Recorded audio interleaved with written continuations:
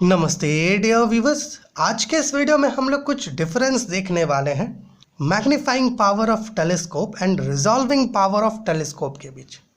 मेरे प्यारे व्यूअर्स, देखिए, किसी भी टेलीस्कोप का जो मैग्नीफाइंग पावर है वो एक्चुअली में एबिलिटी होता है टेलीस्कोप का कि वो किसी भी इमेज को कितना मैग्नीफाई करके हमें प्रोड्यूस करके दिखा सकता है। बट रिजॉल्विंग पावर की बात करें तो वो किसी भी ऑप्टिकल इंस्ट्रूमेंट का एबिलिटी है कि वो दो इमेजेस को, है ना, किस प्रकार से सेपरेट करके दिखा सकता है।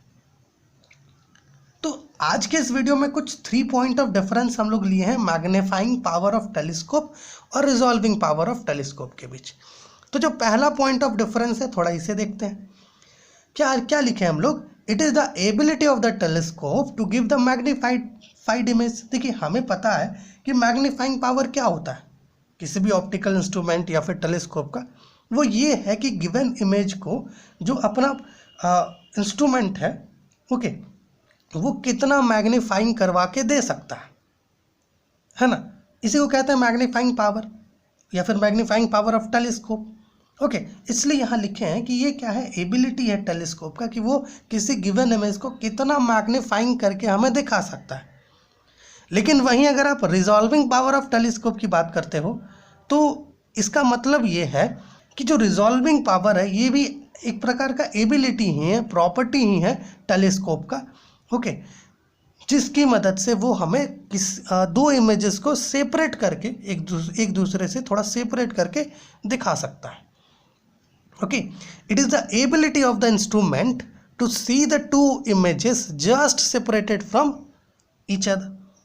Okay, this is the first point of difference.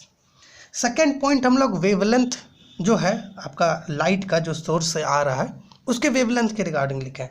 देखिए, अगर आप मैग्नीफाइंग पावर ऑफ टेलीस्कोप की बात करो तो वो सोर्स से आने वाली लाइट के वेवलेंथ पर डिपेंड करती ही नहीं है मैग्नीफाइंग पावर।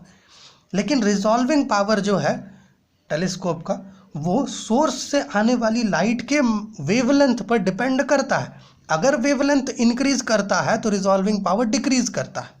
तो इसको देखते हुए ऐसा कह सकते हैं कि हाँ भैया, रिजॉल्विंग पावर जो है सोर्स से आने वाली लाइट के वेवलेंथ पर डिपेंड करता है।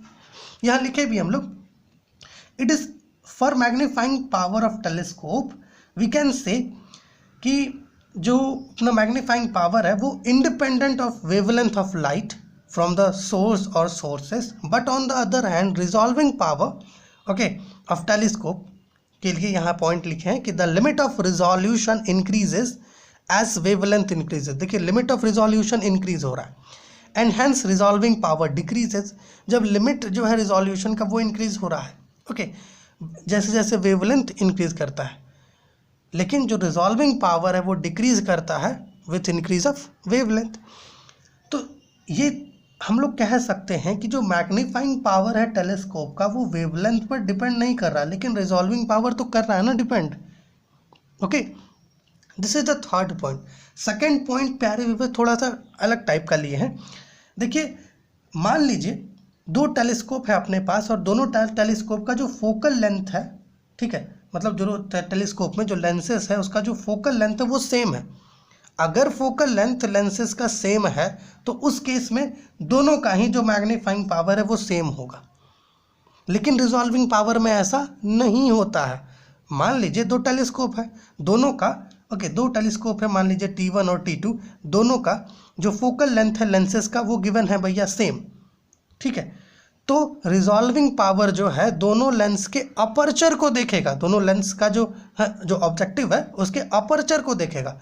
जिसका अपर्चर लार्ज होगा उसका रिजॉल्विंग पावर लार्ज होगा, जिसका अपर्चर स्मॉल होगा उसका रिजॉल्विंग पावर स्मॉल होगा।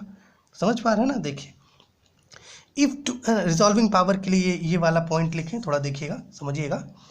If two telescopes have the same focal length of lenses, the resolving power of the telescope with an objective of large aperture is higher, है ना। जो resolving power होगा, okay, वो क्या देखेगा कि जो ऑब्जेक्टिव है जिसका अपर्चर ज़्यादा है ना, उसका रिजॉल्विंग पावर ज़्यादा होगा, और जिसका अपर्चर कम होगा उसका रिजॉल्विंग पावर कम होगा। लेकिन इस केस में मैग्नीफाइंग पावर क्या होता है, इक्वल हो जाता है दोनों का, है ना। देखिए, if two telescopes have the same focal length of lenses the magnifying power will be same in the two cases. अगर दो टेलीस्कोप्स है T1 और T2, दोनों के लेंसेज का जो फोकल लेंथ है मान लीजिए वो f और f है, तो इस केस में जो मैग्नीफाइंग पावर होगा, चलिए मान लीजिए वो MP है, ओके, वो भी सेम होगा टेलीस्कोप के लिए, दोनों टेलीस्कोप के लिए जो मैग्नीफाइंग पावर है वो भी सेम होगा। लेकिन रिजॉल्विंग पावर में ऐसा नहीं होता है। रिजॉल्विंग पावर देखता है कि किस ऑब्जेक्टिव का अपर्चर ज़्यादा है, जिसका ज़्यादा होगा उसका रिजॉल्विंग पावर ज़्यादा होगा, और जिस ऑब्जेक्टिव का जो अपर्चर है वो कम होगा उसका रिजॉल्विंग पावर कम होगा। तो इसका स्क्रीनशॉट लेकर के थिंग्स को आप लिख सकते हैं। इस वीडियो में क्या किया हम लोगों ने, कुछ डिफरेंस देखा मैग्नीफाइंग पावर ऑफ टेलीस्कोप और रिजॉल्विंग पावर ऑफ टेलीस्कोप के बीच। होप ये 3 पॉइंट्स आपको समझ में आए होंगे। कुछ भी डाउट होगा तो कमेंट कर लीजिए, ताकि आपका जो भी डाउट है उसको हम लोग क्लियर कर सके। मिलते हैं आपसे अगली वीडियो में।